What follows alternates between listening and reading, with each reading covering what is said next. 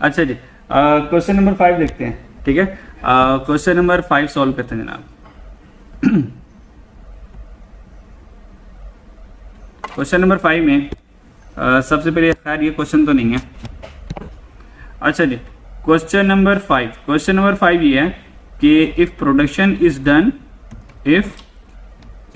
Done on batch wise, अगर हम batch wise production करेंगे तो लर्निंग कर्व क्या होगी, कितना टाइम लगेगा। ठीक है, अच्छा जी, तो थोड़ा सा क्वेश्चन बदल लेते हैं। ठीक है जी, अच्छा जी।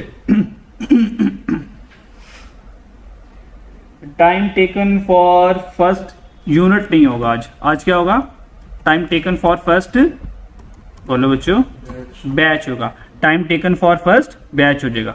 तो पहला बैच जो बनता है, मान लें कि हमारा बनता है इसको बदल लेते हैं, 60 आवर में बनता है। 60 घंटों में पहला बैच हमारा बनता है। लर्निंग इफेक्ट हमारे पास मान लो 85% है। और करंट टोटल प्रोडक्शन अब टिल 2024 जो है वो हमारे पास मान लें 1500 यूनिट्स है। 1500 यूनिट्स है। ठीक है, अच्छा जी, उसके बाद बजटेड प्रोडक्शन फॉर 2025 ये हम कर लो 700 यूनिट्स है। 700 यूनिट्स है हमारे पास। ठीक है, अच्छा जी, ये हो गया हमारे पास।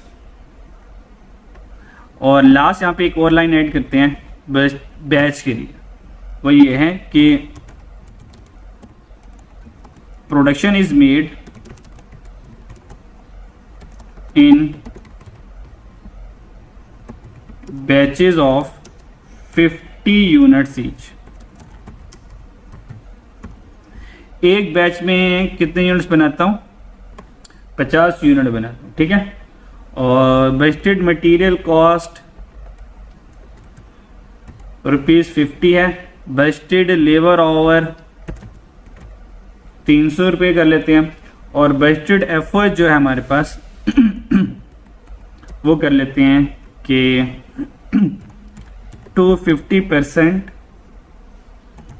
Of direct labour cost. 250% of direct labour cost. ठीक है जी, अच्छा जी। रिक्वायर्ड क्या है हमारे पास, रिक्वायरमेंट में 2 रिक्वायरमेंट आ जाएंगी। बजटेड कॉस्ट ऑफ प्रोडक्शन 2025 ये एज इट इज रहेगी। ठीक है, और एक और रिक्वायरमेंट लिख लेते हैं कि टाइम रिक्वायर्ड फॉर कर लेते हैं हम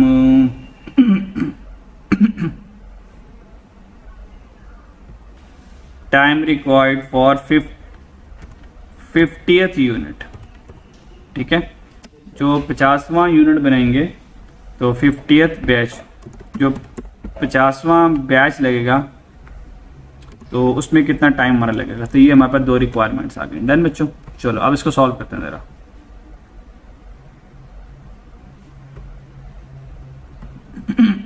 ये क्वेश्चन नंबर 5 है। अब क्वेश्चन नंबर 5 में हम जो आज प्रोडक्शन कर रहे हैं वो यूनिट वाइज नहीं चल रहे, किस वाइज चल रहे हैं, बैच वाइज चल रहे हैं। ठीक है, तो अब हमने बैच को फोकस करना है, हमने यूनिट्स को फोकस नहीं करना। अच्छा जी, आपके पास 2 मिनट है, जल्दी सॉल्व करें। ठीक है, पहले वाला सॉल्व कर लें, दूसरे वाला मैं करवाता हूँ। जल्दी से आओ, शुरू हो जाए।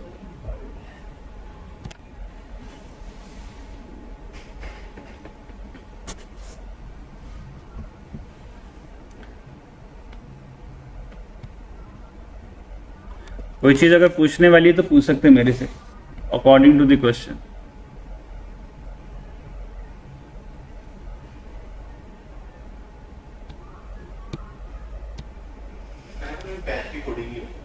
जी हाँ, देखो ना, ये जो टाइम दिया हुआ है 60 घंटे, ये एक बैच के है ना, ये पहले बैच का टाइम है।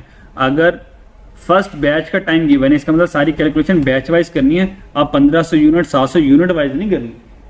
1500 यूनिट 700 यूनिट में देखेंगे कितने बैचेस बनने हैं। जबकि 50 यूनिट का एक बैच बनना है, तो भाई 1500 यूनिट में कितने बैच बनने हैं, 700 यूनिट में कितने बैच बनने हैं, ठीक है, इसके अकॉर्डिंग चलना है आपने। 700 को जरा 50 से डिवाइड करो, जरा 700 को 50 से डिवाइड करो जरा। हाँ डिवाइड ही मैं कह रहा हूँ, हाँ 14 आता है। अच्छा अब करो, बस ठीक है, मैं सोच रहा था बस डेसिमल में आंसर ना, ठीक है ओके, सॉल्व करें शाबाश, ठीक है बच्चों, और जितना हो गया अच्छी बात है, बाकी इंशाल्लाह भी मैं सॉल्व करता हूँ, फिर आप लोग इसको देख लीजिएगा, ठीक है। अच्छा जी, क्वेश्चन में हमारे पास ये है कि अब हम जो प्रोडक्शन करेंगे बच्चों वो बैच वाइज प्रोडक्शन करेंगे, बैच वाइज प्रोडक्शन करेंगे। तो सबसे पहले देखेंगे मेरे पास बैचेस कितने बनते हैं, मेरे पास बैचेस कितने बनते हैं। तो सबसे पहले हम बैचेस कैलकुलेट कर लेंगे, उससे हमारी जिंदगी जरा आसान हो जाएगी, ठीक है जी। अच्छा जी, अब बैचेस हमने कैलकुलेट करने हैं, तो पहला बैच कैलकुलेट करने में जो टाइम लगता है ना 60 घंटे लगते हैं, लर्निंग रेट 85% है। तो बताएं इसका आंसर क्या था लर्निंग रेट का, -0. हाँ 2345, ये हमारे पास इसका आंसर आ गया, ठीक है। अच्छा 2024 तक 1500 यूनिट बना चुके थे और 2025 में 700 यूनिट बनाए, तो 1500 और 700 कितने यूनिट्स हो गए टोटल, 1500 और प्लस 700 कितने यूनिट्स हो गए 2200। आप लोग अलग अलग भी कर सकते हो, कंबाइन भी कर सकते हो, क्योंकि क्यूमुलेटिव यूनिट चल रहे हैं, तो मैं दोनों को ऐड कर लेता हूँ। आंसर कितना आ गया 2200, ये 2200 यूनिट्स है मेरे पास, मेरी बात समझ लगती है। अच्छा एक बैच में 5 यूनिट ईच, ठीक है, एक बैच में 5 यूनिट बनते हैं, ठीक है। तो 50 से क्या कर दूंगा डिवाइड कर दूंगा, तो बैचेस कितने बनेंगे 44, तो 44 बैचेस बनेंगे।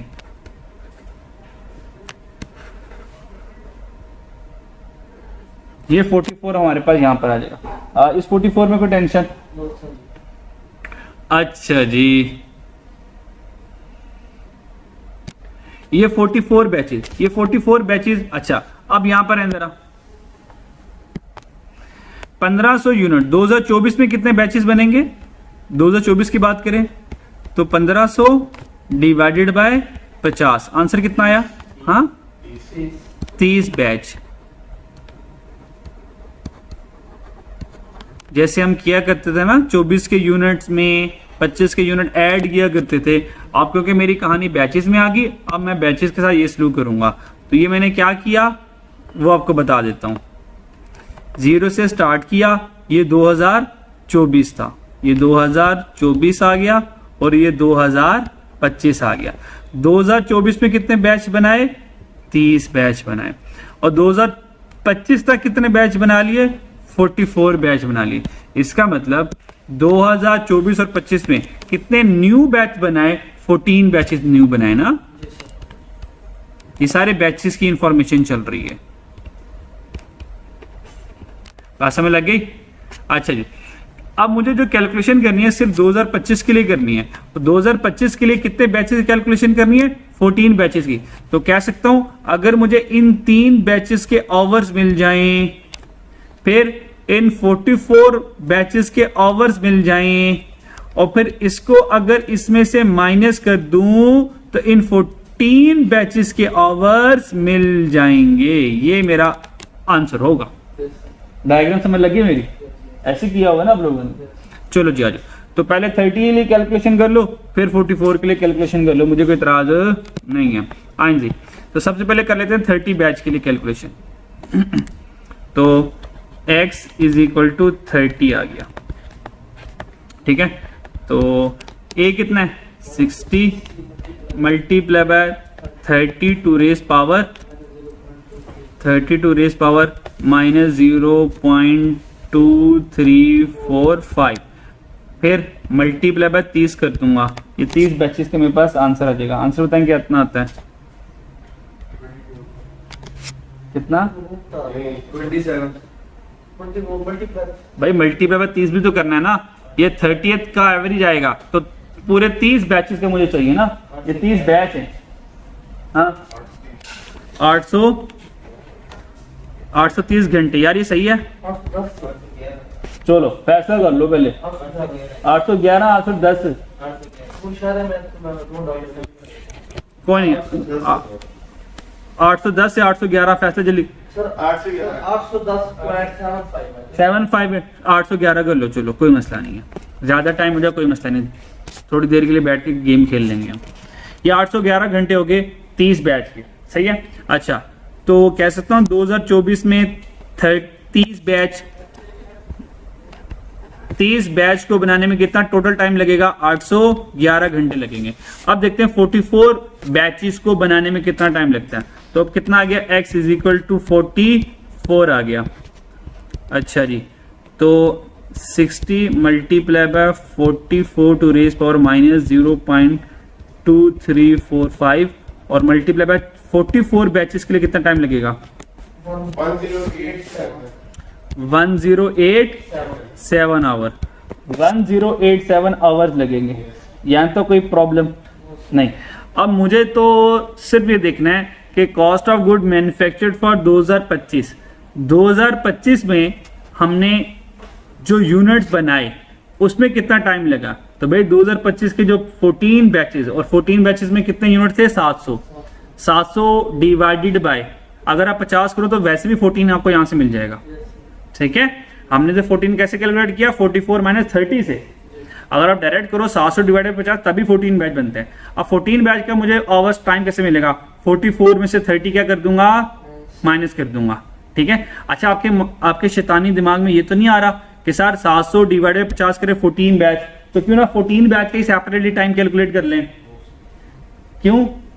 अगर आप 14 बैच का सेपरेट टाइम कैलकुलेट करोगे वो 14 वो ये वाला 14 कैलकुलेट कर देगा आपको, शुरू वाला 14। बात समझ आ रही है? ये बात मैंने पहले बताई हुई थी जब गलती करोगे। अच्छा तो ये वाला सोचना ना, दिमाग में ऐसी बात आई तो बात इस्तगफार कर लेना। अच्छा जी, तो क्या करो, इन दोनों का डिफरेंस ले लो, इन दोनों का डिफरेंस ले लो। इन दोनों का डिफरेंस कितना आया? और आपको पता है माइनस साइन को इग्नोर करना है क्योंकि आपने ग्रेटर में से माइनस लोअर को माइनस करना था। आंसर कितना आया? 276 आवर्स आ गए, 276 आवर्स आ गए। ठीक है, तो बस ठीक है, खत्म कहानी, गेम इज ओवर। तो ये मेरा 1 रिक्वायरमेंट का आंसर आ जाएगा। तो सबसे पहले जगह डायरेक्ट मटेरियल कॉस्ट, फिर डायरेक्ट लेबर कॉस्ट, फिर एफओएच। तो सबसे पहले जगह direct material cost, direct labour cost और फिर एफओएच कॉस्ट। भाई डायरेक्ट मटेरियल कॉस्ट कितना आएगा? अब देखें डायरेक्ट मटेरियल क्या है? ₹50 पर यूनिट है। भाई पर यूनिट है या पर बैच है? हेलो बच्चों, 50 पर यूनिट है या पर बैच है? तो अगर ये पर यूनिट है तो इसको मल्टीप्लाई किससे करूंगा? 2025 के यूनिट के साथ। वो कितने हैं? 700। तो 700 मल्टीप्लाई बाय 50 कर दो बस। 700 यूनिट्स है और एक यूनिट 50 रुपए का, तो 35,000 आ गया। 35,000 मटेरियल आ गया। भाई लेबर ने कितने घंटे काम किए? 276 आवर्स काम किए। ठीक है जी। अच्छा जी, और कितने पैसे मिले? 300 रुपये मिले। तो 276 मल्टीप्लाई बाय 300 करो।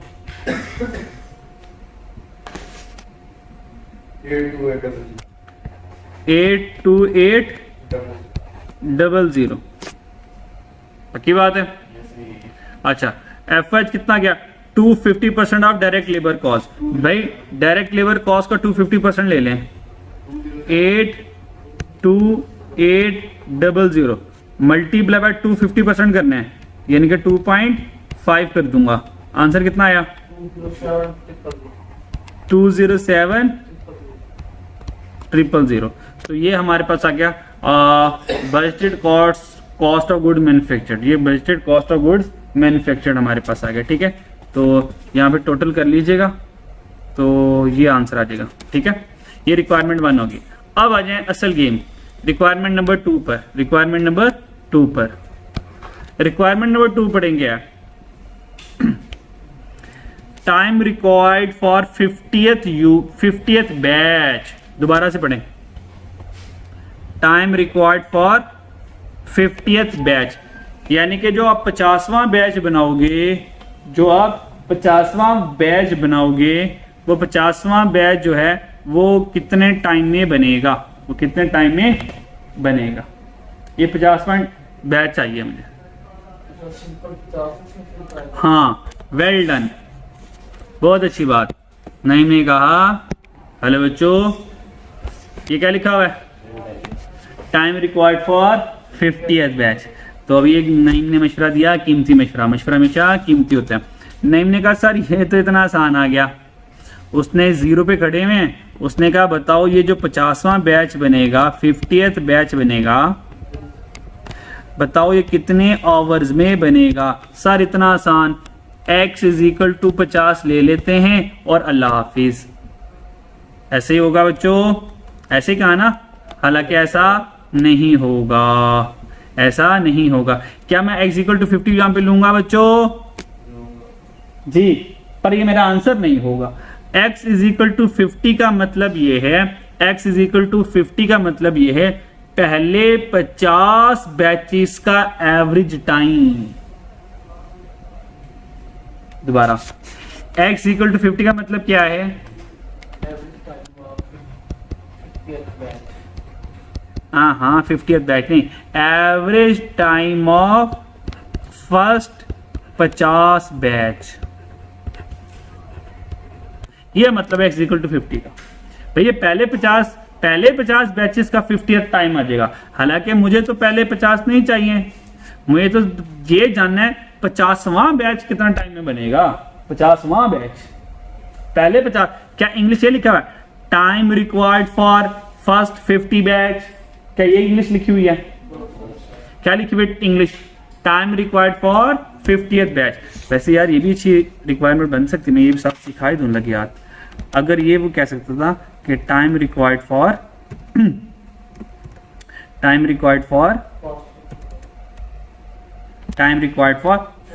अच्छा, वो ये भी रिक्वायरमेंट से बनती है। Time required for first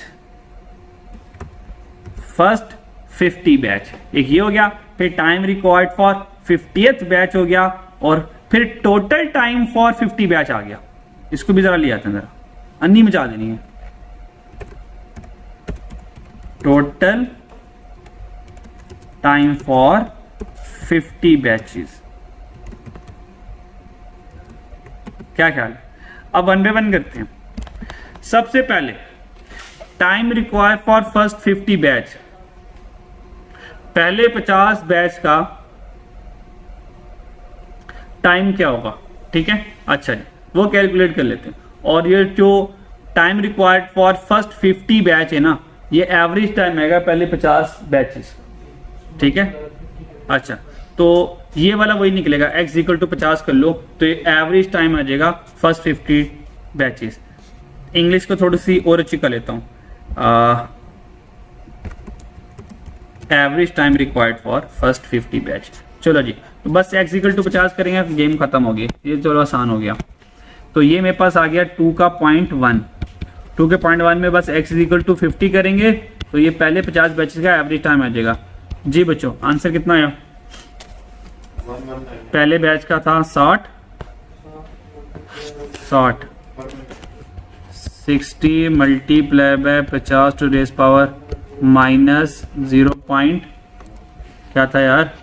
2345। Answer बताएं क्या आया? 24 आवर। 24 आवर भाई, 24 घंटे ऑन एवरेज 50 बैचेस से निकलेगा। ये समझ लग गया? ये आज मैंने मल्टीप्लाई 50 क्यों नहीं किया? क्योंकि टोटल 50 घंटे का टाइम नहीं चाहिए। अब आ गई रिक्वायरमेंट नंबर 2। अब वो कह रहा है टोटल बताओ 50 घंटे का टाइम कितना निकलेगा। भाई ऑन एवरेज 50 घंटे का कितना टाइम निकला? 24 घंटे निकले, मल्टीप्लाई 50 कर दूंगा, आंसर कितना आ जाएगा? 1200 घंटे आ गए। अब आ जाए वो रिक्वायरमेंट जो मैंने आपसे पूछी थी, टाइम रिक्वायर्ड फॉर 50वां बैच। भाई 50th बैच कैसे आएगा? अब वो मेरी बात सुन लो, कैसे आएगा। उसके लिए आपको टाइमलाइन बनानी पड़ेगी। भाई ये वाली टाइमलाइन, मुझे ये 50th बैच चाहिए। मुझे ये देखना कि ये जो 50वां बैच है ये मैं कितनी देर में बनाता हूँ। तो भाई इसके लिए एक रूल याद कर लो, ठीक है, और फिर कंसेप्ट समझाता हूँ। भाई जब भी वो कहेगा कि मुझे टाइम कैलकुलेट कर दो, 50th यूनिट कह दे या 50th बैच कह दे, तो सिंपल सा रूल याद कर लो, सिंपल सा रूल याद कर लो। आपने क्या करना है, 50 और 49, 50 और 49 दोनों को क्या करना है, माइनस करना है। बात समझ आ रही है? अगर वो कह दे कि टाइम, और बोलो 50th बैच का मुझे टाइम चाहिए, तो क्या करना है, आपने 50 माइनस 49 इन दोनों को माइनस कर देना, आपका आंसर आ जाएगा। दोबारा से 50th बैच का आंसर कैसे आएगा, 50 माइनस 49। उसकी रीजन सुन लो क्या है, उसकी रीजन सुन लो मेरे से क्या है। ये देखो, कह सकता हूं जब मैं 49 यूनिट बना लूंगा, 49 बैचेस बना लूंगा, ये 49 बैचेस के घंटे आ जाएंगे। बात समझ आ रही है? अच्छा, और इसके बाद मान लो जब मैं 50 बैच बनाऊंगा, टोटल, ये टोटल की बात हो रही है, जब मैं 50 बैच, ये टोटल है मेरे बच्चों, ये टोटल है, टोटल 49 बैच के घंटे आ गए, और यहाँ पे टोटल 50 बैचेस के आवर्स आ गए। भाई अगर इसमें से 50 बैचेस में से 49 बैचेस के आवर्स माइनस कर दूं, कह सकता हूं 50वां यूनिट इतने घंटों में बना। ये ऐसे आएगा। बात समझ आई? नहीं? खोपड़ी में बात उतरी? तो मैंने फौरन से एक फॉर्मूला बता दिया, जब भी वो 50वां बैच पूछेगा तो 50 माइनस 49 करना है। 60वां यूनिट कहता तो क्या करता, 60 कहता तो एक पीछे जाना है, क्योंकि 49 टोटल घंटे आ गए। अज्यूम करो, मान लो 49 बैचेस बनते हैं 900 घंटों में, और टोटल 50 बैचेस बनते हैं 1000 घंटे में। भाई 50वां बैच फिर कितने घंटों में बना होगा, 100 घंटों में बना होगा। ऐसे ही ना, क्योंकि 49 बैच 900 घंटे में बने, 50वां बैच 100 घंटे में बना, टोटल 50 बैचेस 900 प्लस 100 1000 घंटों में बने। क्या मैंने बात समझाई? खोपड़ी में बात उतर गई? पक्की बात है? दिमागों में बात उतर गई? हाँ उज़ैर, रियाज, पक्की बात है? डन। चलो आप जल्दी से फटका दो यार। अब इसका मतलब ये चेक करो सर, 50 यूनिट के तो ऑलरेडी मैंने 1200 घंटे पहले कैलकुलेट किए हुए हैं ना। भाई 50 बैच का आंसर कैसे आएगा, 50 बैच का आंसर कैसे आएगा बच्चों, बोलो ना। 50 माइनस 49 से, 50 माइनस 49 से, तो 50th बैच का आंसर आएगा दो तरीकों से। Number 1, x is equal to 50 से, और फिर x इज इक्वल टू 49 से। भाई x इक्वल टू 50 ये पढ़ा हुआ है, x इक्वल टू, ये 50th था, ये है x इक्वल टू 50, तो x इक्वल टू 50 का आंसर कितना है, 1200। तो भाई ये तो पहले 1200 कैलकुलेट किया हुआ है, इसकी टेंशन नहीं है। क्या कह रहे हैं? नहीं आते ना, टेंशन ना ले, चेक कर ले। 60 multiply by 49 to raise power minus 0.2345 multiply by 49। अब बताओ आंसर क्या आता है? 1200 से आंसर कम आएगा ना यार, 1180 आ तो गया है, देख 1180। अब बताओ 50वां यूनिट कितनी देर में बना होगा सर, 20 घंटे में बना होगा। अब आएगा टाइम फॉर 50th यूनिट, अब आया ज्यादा,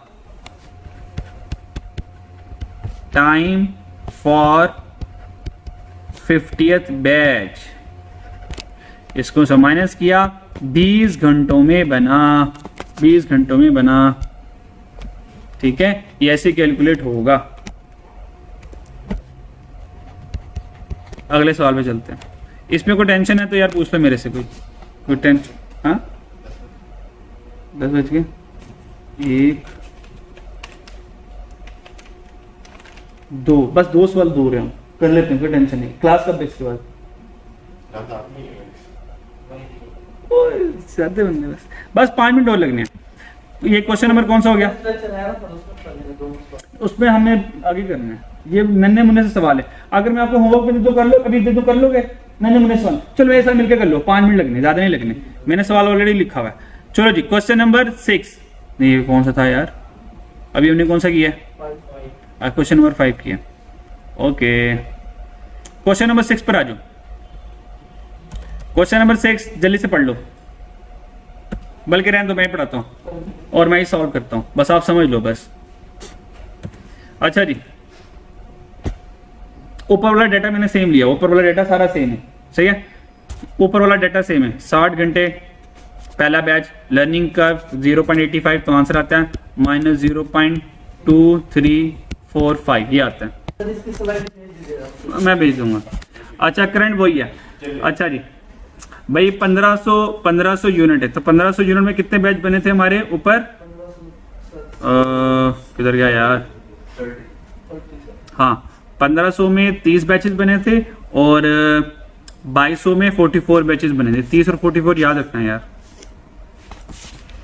इसमें बने थे हमारे 30 बैच और 1500 प्लस 700 करके जो 2200 यूनिट बने थे, 2200 यूनिट्स बने थे, इनमें हमारे 44 बैच बनेंगे। अब वो कह रहा है, ये मेन लाइन है जो मैंने आपको सिखानी है, learning will stop after production of 25th batch. 25वें बैच के बाद लर्निंग स्टॉप हो गई, याद है? ये वाली बात कह रहा हूं मैं, ये वाली, हाँ, लर्निंग कर्व स्टॉप, ये लर्निंग स्टॉप हो गई यहाँ पे, ठीक है। कह रहा है कि जब यहाँ पर ना 25वां बैच आएगा, ये मान लो 25वां बैच है, ये 25वां बैच है, 25th बैच है, जैसे 25th बैच आएगा लर्निंग स्टॉप हो जाएगी, यानी कि 26वां बैच उतने ही वक्त में बनेगा जितने वक्त में 25वां बना। 25 से आगे सारे के सारे बैच उतने वक्त में बनेंगे जितने 25वां बैच बना। इसका मतलब 25वां बैच का वक्त चाहिए होगा, और इसके लिए देखो मैंने पहले आपको कैलकुलेट करवा लिया 50th बैच वाला कॉन्सेप्ट, ठीक है, बस समझ आ गई? अच्छा जी, इसका मतलब 25th बैच पर आकर मेरी लर्निंग क्या हो जाएगी? स्टॉप हो जाएगी। अब क्या कह रहे हो? हाँ, अब क्या करूंगा? सिंपल सा फंडामेंटल है। इसका मतलब 25वें बैच तक का मैं टाइम कैलकुलेट करूंगा। 25वें के बाद जितने भी बैचेस बनने हैं उन सब का टाइम मेरे लिए क्या रहेगा? बच्चों बोलो, फिक्स रहेगा, उनके लिए वो टाइम चेंज होने वाला नहीं है। यहां तक कोई टेंशन? अच्छा जी, सबसे पहले आ जाए 2024 में कितने बैच बनाए थे? 30 बैच तो यहीं बन गए मेरे, 30 बैच तो यहीं पे बन गए, जबकि 25वें बैच के ऊपर मेरी लर्निंग स्टॉप हो जानी है, ठीक है। अच्छा, अब सीन कुछ ये चलेगा,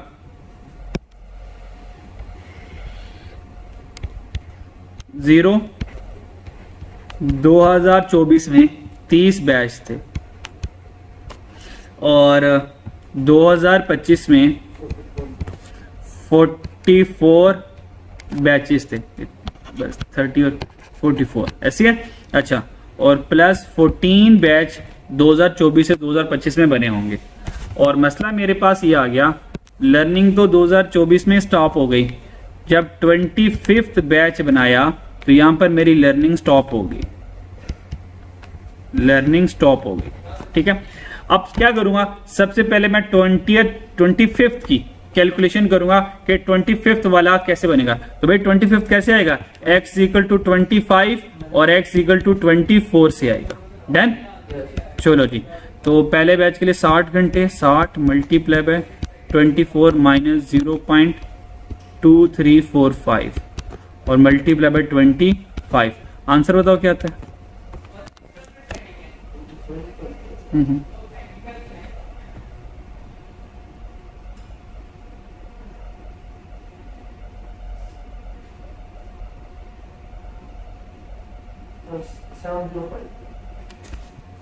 705 आवर।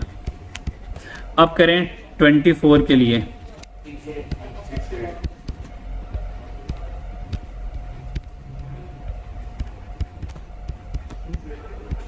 कितना आंसर आया? 683 आवर। माइनस कर दें इसमें से, हाँ जी, 22 आवर। इसका मतलब जो 25th बैच बनता है वो 22 घंटों में बनता है। कितने घंटों में बनता है? 22 घंटों में बनता है, ठीक है। इसके आगे लर्निंग होगी स्टॉप, इसके आगे लर्निंग क्या हो गई? स्टॉप होगी। अब कैसे करेंगे वो सुन लें जरा। अब कैसे करेंगे? इसका मतलब पहले जो 25 घंटे हैं, पहले जो 25 बैचेस हैं, अच्छा टोटल बैचेस मेरे कितने बनने वाले हैं? टोटल बैचेस कितने बनने वाले हैं? 44। 30 2024 में और 14 बनने हैं 2025 में जाकर। मेरी बात समझ आ रही है? अच्छा, और क्योंकि मैंने जो कैलकुलेशन करनी है वो टोटल बजटेड आवर्स हैं। आज ये मैं नहीं कह रहा कि 2025 के आवर्स कितने हैं, ये नहीं कह रहा 2025 के आवर्स कितने हैं, तो 24 के 25 के दोनों के मैं मिलाने लगा हूँ आज। ठीक है, बस लिखा हुआ है टोटल बजटेड आवर, तो टोटल बजटेड आवर कितने लगेंगे? वो 44 बनते हैं हमारे। अब उसके लिए करना क्या, उसके लिए सुन लें।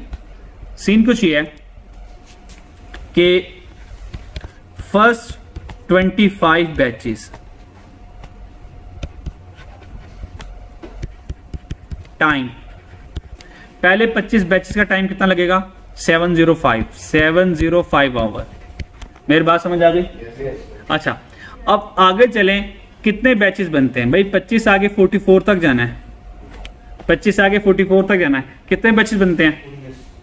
19 बैचेस बनते हैं। इसका मतलब ये जो 19 बैचेस हैं, ये जो नेक्स्ट 19 बैचेस, इनके ऊपर टोटल टाइम कितना लगेगा? इनके ऊपर टोटल टाइम कितना लगेगा? कैसे कैलकुलेट करूंगा भाई? 25वां यूनिट कितने घंटे में बनता है? 22। इससे आगे जो 19 बैच बनने हैं सबके ऊपर 22 घंटे लगने हैं। आंसर 418। इसका मतलब जो टोटल हमारे पास कितने बैचेस बन गए? 44 बैचेस। उनके ऊपर टोटल कितना टाइम लगेगा? दोनों को ऐड कर दो, आंसर आ जाएगा 1123। तो 1123 घंटे लगेंगे। ये होता है लर्निंग कर्व स्टॉप, और ये लर्निंग स्टॉप 2025 में भी हो सकती थी, तो मैं जरा 2024 में ले आया, तो कोई टेंशन वाली बात नहीं है। इसमें देखें कोई परेशानी? अच्छा, क्वेश्चन नंबर 7, बस ये लास्ट कह लो, लास्ट सवाल है, जल्दी से क्वेश्चन को रीड कर लो। मैं भी डिफरेंट कर देता हूँ थोड़ा सा इसको। अच्छा बच्चों, क्वेश्चन नंबर 7 एक और है, जो मैंने ऊपर वाला सवाल करवाया कि लर्निंग स्टॉप हो रही है बैचेस में। ठीक है, तो ये वाली जो मैंने सवाल करवाया आपको, इसमें जो मेरी लर्निंग स्टॉप हुई है वो 2024 में स्टॉप हो गई है। अब जो अगला वाला सवाल दिया उसमें जो लर्निंग स्टॉप हो रही है वो 2025 में स्टॉप हो रही होगी। ठीक है, तो ये आप लोगों ने कर लेना है। ठीक है, ये आप लोगों ने कर लेना है। ठीक है, यहाँ तक कोई टेंशन? क्वेश्चन नंबर 8 पिद्दा सा सवाल है, निका नन्नो मुन्ना सा। ठीक है, और मुश्किल नहीं है, लेकिन एक छोटा सा कंसेप्ट है, चलो वो भी आ जाए। कंसेप्ट ये है time taken for first unit. इससे 100% आपके कंसेप्ट कवर हो जाएंगे। Time taken for first unit, अब मैं यूनिट पर आ गया, बैचेस नहीं है। ठीक है, time taken for first unit, पहला यूनिट के ऊपर मान लें मेरे 80 घंटे लगते हैं। कितने घंटे लगते हैं? 80 घंटे लगते हैं। और total time taken for first 100 unit, first 100 units, ठीक है, वो लगते हैं मान लें पहला यूनिट 80 लगा, और पहले 100 यूनिट हमारे पास बन रहे हैं, मान लो कि 80 8 16 24 32 320 घंटे। ठीक है, क्लियर? अच्छा, फाइंड लर्निंग रेट, एग्जामिनर ने क्या कह दिया? Find learning rate, learning rate find कर दो। ठीक है, अब यहाँ से लर्निंग रेट कैसे फाइंड करेंगे? हालांकि वो लर्निंग रेट हमेशा क्वेश्चन में गिवन करता है, 70% 90% गिवन करता है ना। आज उसने ये डाटा देकर कह दिया कि लर्निंग रेट फाइंड कर लें। अब लर्निंग रेट कैसे फाइंड कर लेंगे वो सुन लें। तो लर्निंग रेट हमारे पास एक एवरेज रेट होता है। क्या होता है? एक एवरेज टाइम रेट होता है। तो करना क्या है? अच्छा, हमारे पास जो इंफॉर्मेशन अवेलेबल वो लिखते हैं। Time taken for first unit, भाई पहले यूनिट को बनाने में कितना टाइम लगता है? 80 घंटे। तो यहाँ पे लिख लेना पहले टाइम के लिए हमें 80 आवर्स लगते हैं। तो यहाँ पे आप लोगों ने 80 आवर्स लिख लिए, यहाँ पे आवर्स आ जाएंगे, ये पहले यूनिट के। अच्छा, उसके बाद कितने यूनिट्स हैं जी? बोलो। और बल्कि इसको ऐसे कर लो, फर्स्ट यूनिट ना करो, फर्स्ट यूनिट से आंसर आएगा नहीं, फर्स्ट 50 यूनिट्स कर लो, पहले 50 यूनिट कर लो। तो पहले 50 यूनिट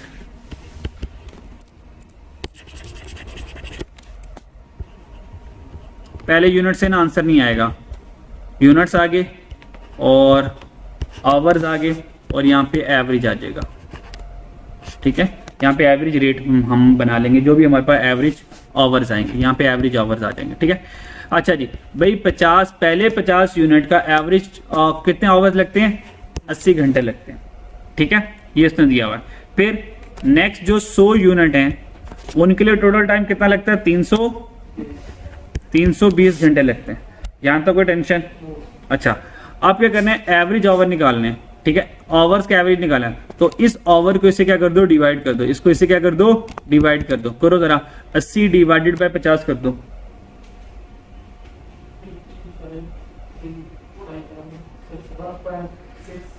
80 डिवाइड बाय 50 कर दो, आंसर क्या आया? 1.6 आवर आ गया।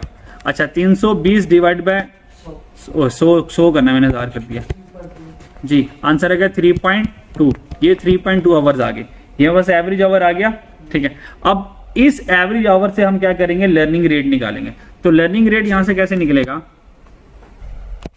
लर्निंग रेट निकलेगा, आपने क्या करना है, इसको इससे डिवाइड करना है और मल्टीप्लाई बाय 100 करके लर्निंग रेट निकाल लेना है।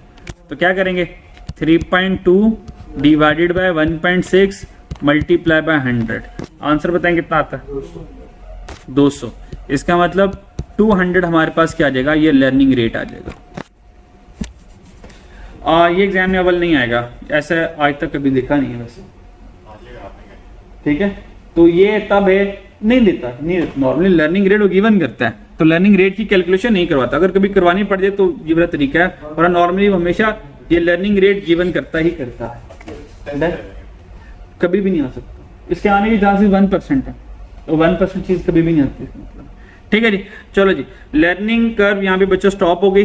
अब एक पास पेपर का क्वेश्चन करना है। ठीक है, उससे हमारा target costing with learning cost ये सारा का सारा कंप्लीट हो जाएगा। ठीक है, अब पास पेपर के कौन कौन से सवाल करने हैं? स्मार्ट प्रोसेसिंग वाला, बिल्कुल स्मार्ट प्रोसेसिंग वाला क्वेश्चन होगा, स्मार्ट प्रोसेसिंग लिमिटेड वाला। अटेम्प्ट कौन सी भी मुझे याद नहीं है, ये इंशाल्लाह नेक्स्ट क्लास में आपको बता दूंगा। पर स्मार्ट प्रोसेसिंग वाला टारगेट कॉस्टिंग के अपने पास पेपर में जाइएगा और स्मार्ट प्रोसेसिंग वाला क्वेश्चन आप लोगों ने करना है, वो target costing with learning curve होगा। अब आपको फड़का सकते हो। ठीक है जी, अल्लाह हाफिज।